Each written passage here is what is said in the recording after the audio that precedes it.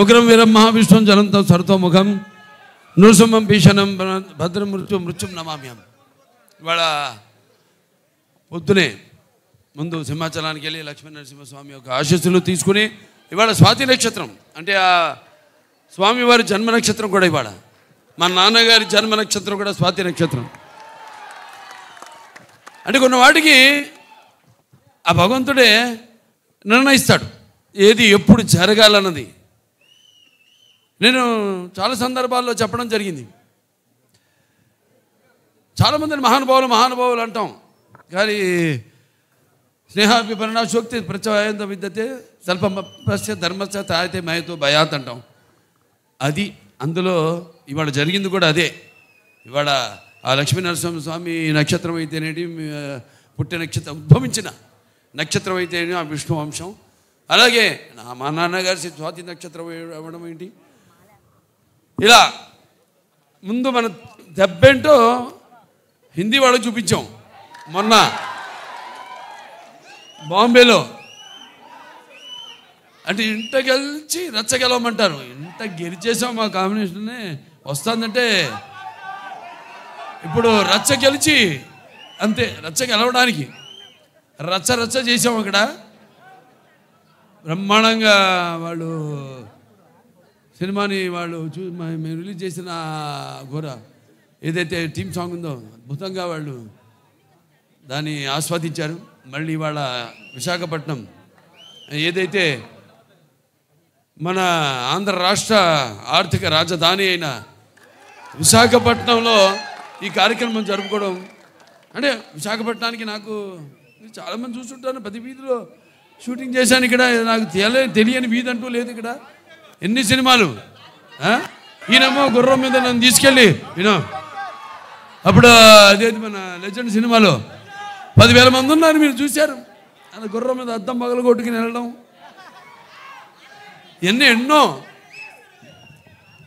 ముందుగా సరే నాకు ఇంత ధన్యమైన జన్మనిచ్చి నన్ను మీ అందరి గుండెల్లో ఆయన ప్రతిరూపంగా నిలిపినందుకు దైవాంశ సంబుతుడు విశ్వానికే విశ్వ నటన ఎలా ఉంటుందో చూపించిన కారణ జన్ముడు నా గురువు నా దైవం మా తండ్రి గారిన విశ్వవిఖ్యాత నట సార్వభౌమ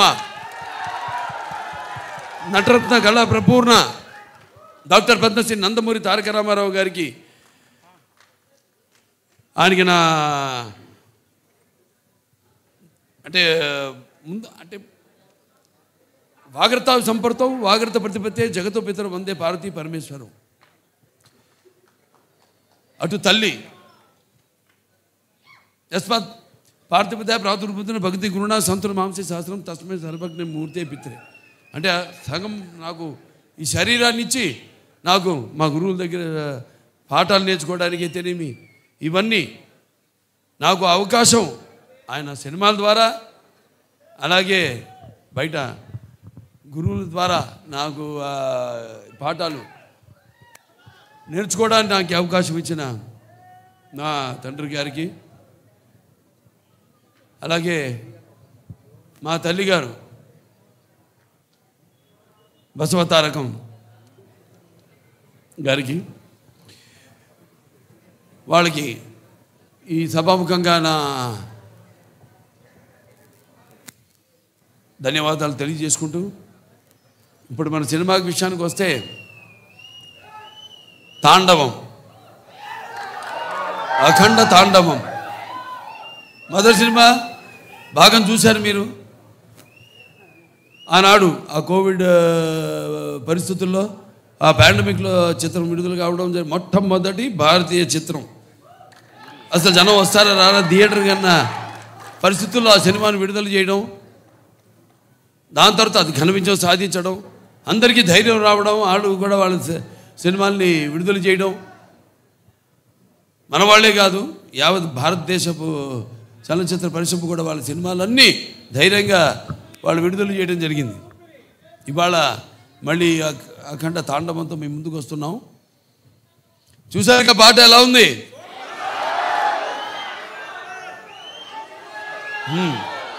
ఇప్పుడు అంటే సినిమా పాట ఐటమ్ సాంగ్ కాదు ఇది. ఈ సినిమాలో ఈ పాట అనేది ఒక మంచి కుటుంబం వాళ్ళు జరుపుకుంటున్న ఒక పండగలో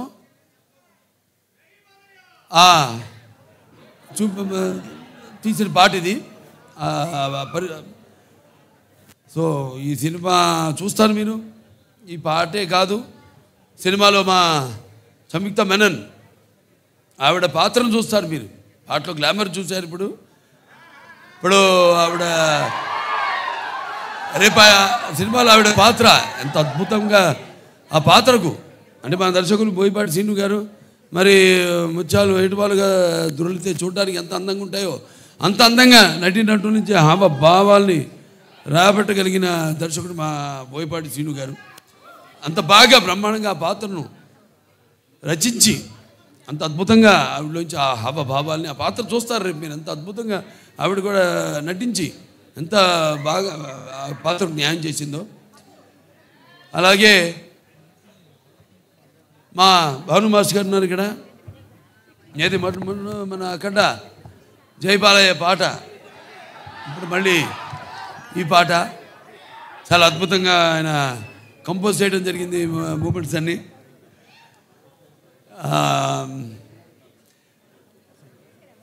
ఇక మా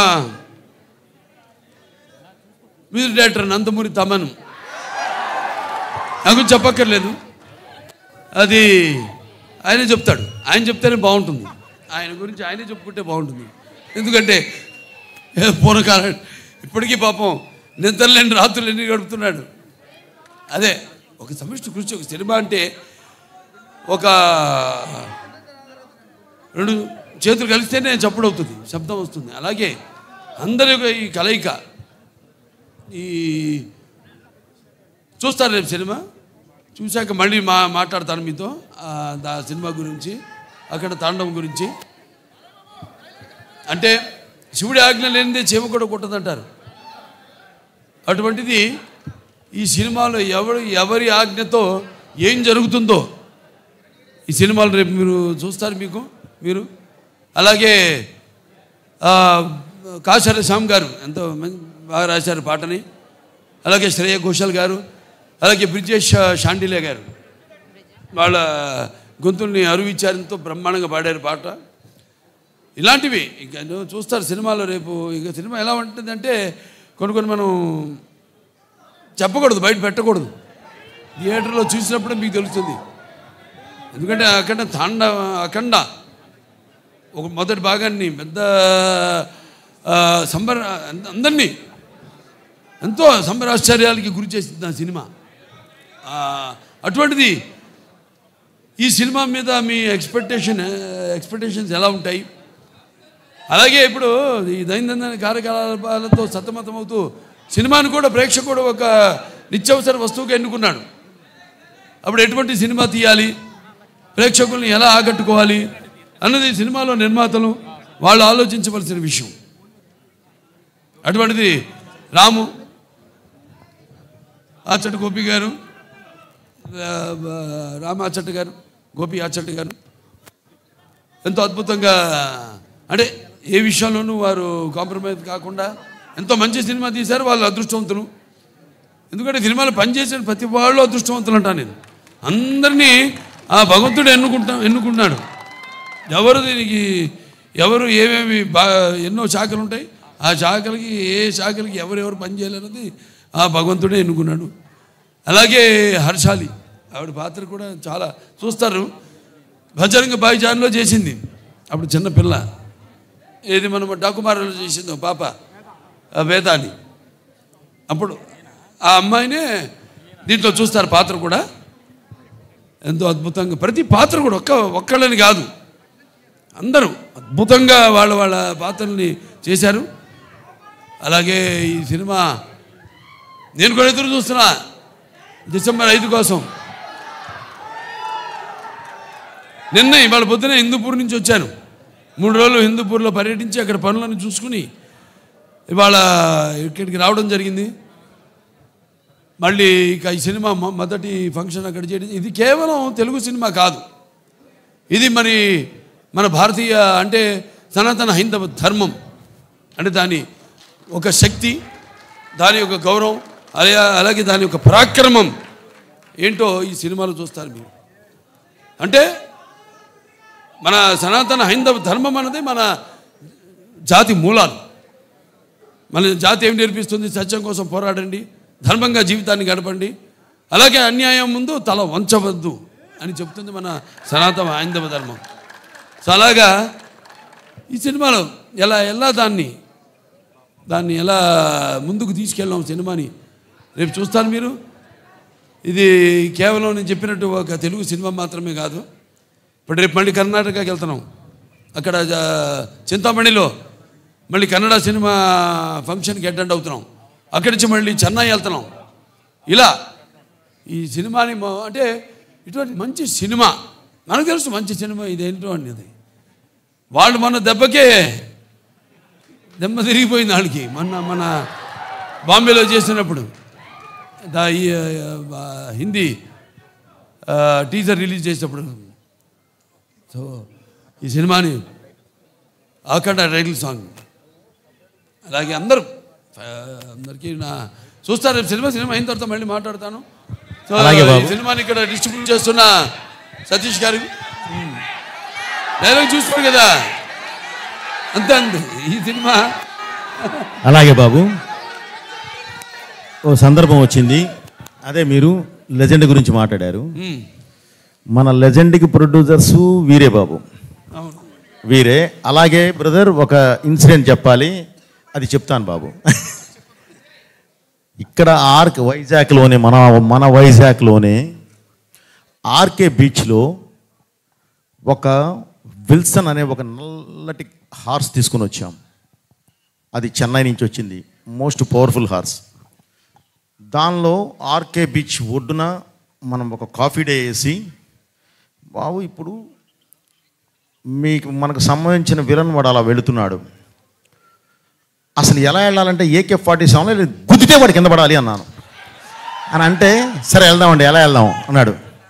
ఎలా వెళ్దామంటే లేదు బాబు ఇదిగో హార్స్, ఇది ఎక్కి వెళ్తుంటే ధన్మని ఆడపిల్లలు అడ్డం వస్తే తప్పించి కాఫీ డే నుంచి వెళ్ళిపోతారు, గ్లాస్ బ్రేక్ చేసుకొని వెళతారు అన్నాం. అప్పటికే ఒరిజినల్ గ్లాస్ ఫిట్ చేసి ఉంది, వెళతారు అన్నాను. వెళ్ళిపోదాం అన్నారు. వెళదాం సరే బాబు, అది షుగర్ గ్లాస్ పెట్టి అవసరం లేదండి గుద్దేద్దామా బాబు, ఒక్క నిమిషం ఆగు, సరే గుద్దుదామని చెప్పి వెళ్ళి ఏదో చిన్న కావాల్సిన సెక్యూరిటీకి కావాల్సిన ఏ కావాలో అవి తీసుకొని వదిలితే హార్స్ 110 కిలోమీటర్ స్పీడ్తో వెళ్ళి కొడితే 40,000 మంది 5 నిమిషాలు క్లాప్స్ కొడుతూనే ఉన్నారు. సో ఆ రోజు అది ఏమనాలి, సినిమా కోసం తపన, అది మూర్ఖత్వం కాదు, సినిమా కోసం తపన, రియల్గా చేస్తేనే వస్తుంది అనే ఒక ఇది. బోయపాటి కూడా ఉన్నాడు, దానికి కావాల్సిన క్యారె కూడా తీసుకుంటాడు అని ఆయనకుండే నమ్మకం. వీటన్నిటితోనే ఆ రోజు షార్ట్ చేసాం. ఈరోజు బాబు మీరు లెజెండ్ అని ఎత్తితే అది చెప్పబుద్ధి అయింది. అది 110 కిలోమీటర్ స్పీడ్తో వెళ్ళి గుద్దేసి బయటికి వెళ్ళిపోయింది. 40,000 మంది 5 నిమిషాలు కొడుతూనే ఉన్నారు claps. Okay, I felt very happy బాబు. అలాంటి మూమెంట్స్ మనకి చాలా ఉన్నాయి. ఈ సినిమాలో అయితే అసలు లెక్కే లేవు. రేపు మీరు చూస్తారు, చూసిన తర్వాత చెప్తారు. వస్తుంది బ్రదర్. ఈరోజు యాక్చువల్లీ ఈ సందర్భంగా డైలాగు అన్నీ మాట్లాడేవాళ్ళమే, కానీ ఎందుకు ఆగామంటే బ్రదర్, ఈరోజు మనం కమర్షియల్గా ఒక మంచి మాస్ సాంగ్ మీ ముందుకు తీసుకొచ్చాం.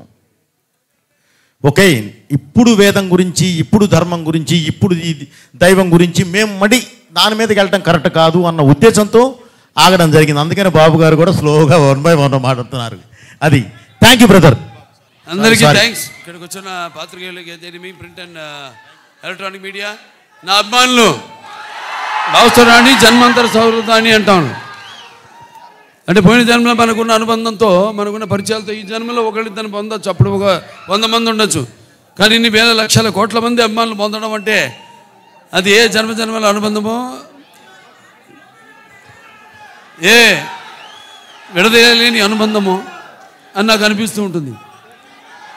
సో చెప్పాము బాబు, ఇప్పుడు మీరు రిలీజ్ చేసింది మంచి పాట, ఐటమ్ పాట కాదు ఇది, సినిమాలో చూస్తారు.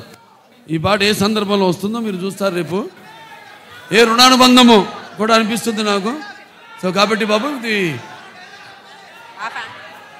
సంతోషం మీరంతా ఇక్కడికి వచ్చినందుకు. ఓకే, ఉంటాను.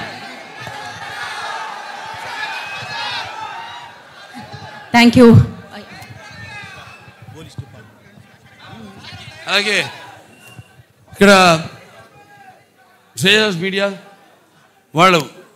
వాళ్ళకి నా అభినందనలు తెలియజేసుకుంటాను. నా ప్రతిదీ కార్యక్రమం కూడా వాళ్ళే చేస్తారు. చాలా బాగా చేశారు. అలాగే ఇక్కడ పోలీస్ డిపార్ట్మెంట్ వాళ్ళకు కూడా నా